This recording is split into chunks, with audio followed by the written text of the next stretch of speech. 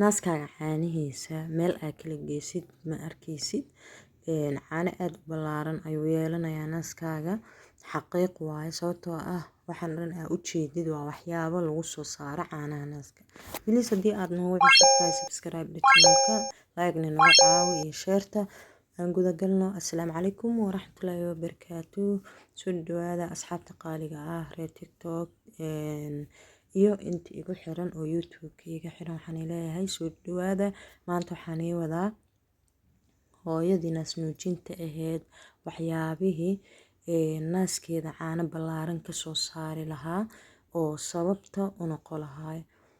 waxyaabo badan oo waxaa jiraan hooyo kasto oo nuujiso ama cunug yar nuujinaydo naaskeeda caano ka soo saaro. waliba caanaha way kala yihiin caano dabiici ah oo maasha Allah borotiin leh oo cunug markuu ka cabo ama ka nuugo cunug kobacsan noqonayo iyo caano iska biyo ah oo wax macnaha nafaqo weyn laakiin wax cunuga aan u tareenin ay u kala qaybsamaan naaska caanihiisa.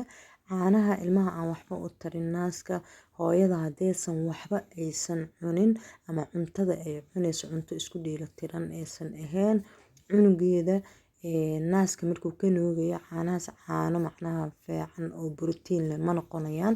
caano cunuga aan waxba ku tareenin ayay noqonayaan.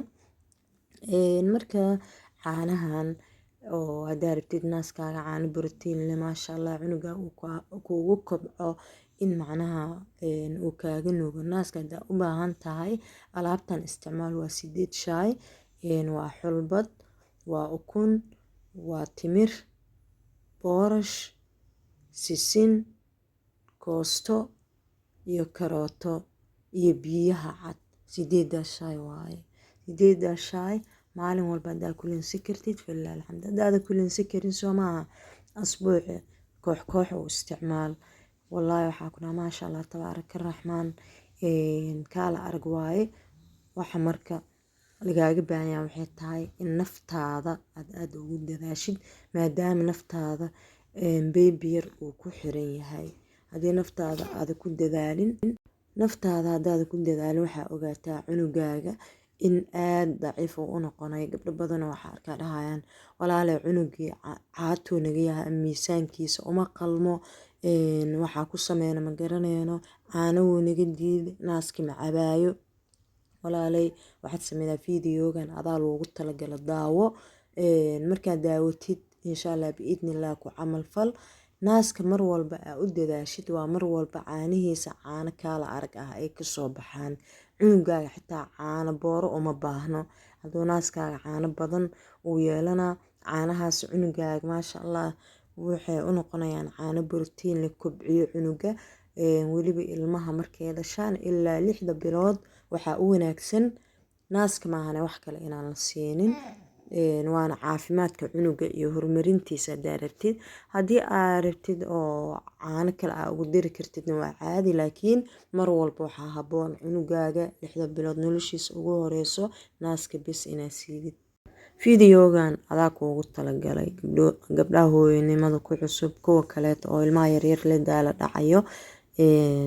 waa kana channelkan waa channelkiina waa gabar walba oo hooyo ah oo Soomaaliyeed ayaa loogu talagalay. si fiican u daawada xaqiisa hala siiyo meel sare gaarsiiya.